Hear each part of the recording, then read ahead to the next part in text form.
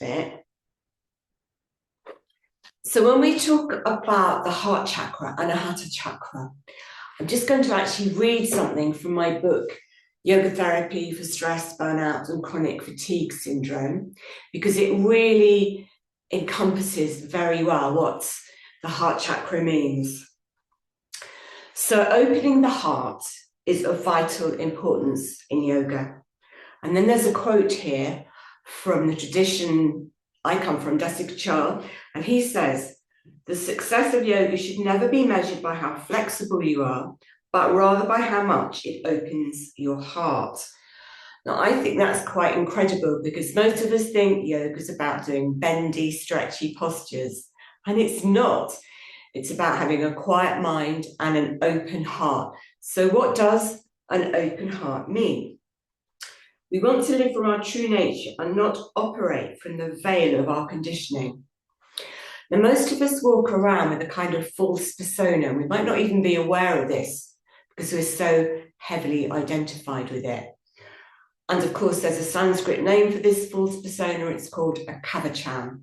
And I'm going to explain a bit more what this means in a minute so you can see where that might apply to you. But I'm going to try not to talk too much because I know if you've got fatigue issues, it's tiring. So a positive intention is to live life as authentically as possible. This might mean aligning our actions, thoughts, feelings and speech with our inner wisdom. So it means we're not thinking one thing and acting in another way. We're not feeling one thing and saying something different. It means speaking truthfully but kindly at all times and showing up in life, even if we have to show our vulnerability. So we have an inner knowing that we take an action on something and do our best to follow this through, even if it scares us. So just letting somebody in.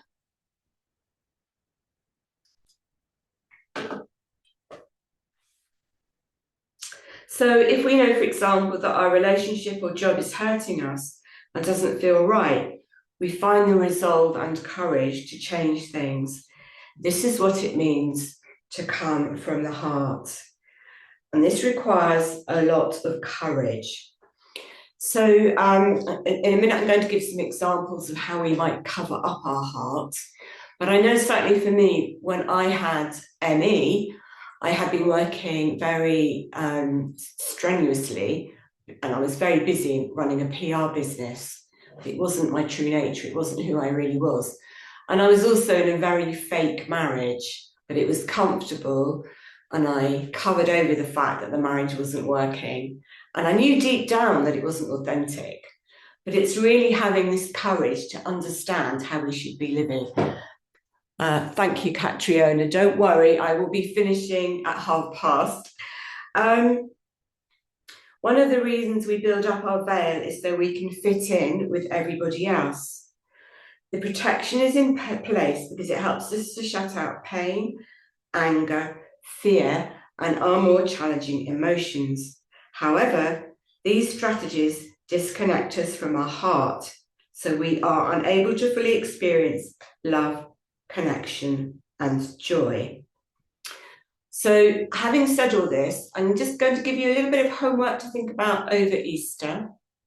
Very simple, and it's this. Ask yourself, what do I do in my life to protect my vulnerability? What do I do in life to protect my vulnerability? And I'm going to read you out a few suggestions just to see if any of these resonate with you. Using humour as a protection against something that's painful. Keeping very busy. Looking at your phone or staying on social media. Over-analysing and using logic. Now, a lot of us do that because we're a heady society, but we're in here and we need to drop our awareness into the heart more. Giving our personal power away to someone else, believing that their ideas or opinions are more important than ours. This might be to a teacher, a guru, parents, lovers, friends, and society in general.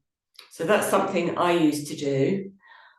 And again, I think, maybe we take too much notice of the news or the government rather than listening to what our heart is telling us. Pretending a situation doesn't really matter when it does. Putting on a brave face and getting on with things. Trying to fix or rescue to avoid our own pain. That's again something I used to do a lot. I would abandon myself by rescuing others. And in that way, I was avoiding feeling my feelings. Politeness, not saying what we think, being nice to the other person and hiding behind people pleasing. Talking too much, overthinking, disengaging, walking away and not confronting something that needs confronting. Trying to control others. Or being arrogant as a way of pushing others away. So these are just a few suggestions.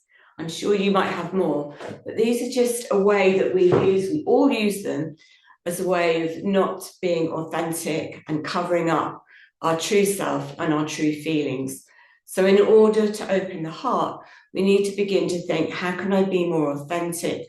How can I show up? How can I allow my feelings and how can I express that too? So that's just an introduction to Anahata Chakra. I hope you found that helpful. And we're now going to go into our Yoga Nidra practice. So I'll just give you 3 or 4 minutes to get ready and to lie down and to make yourself as comfortable as you can.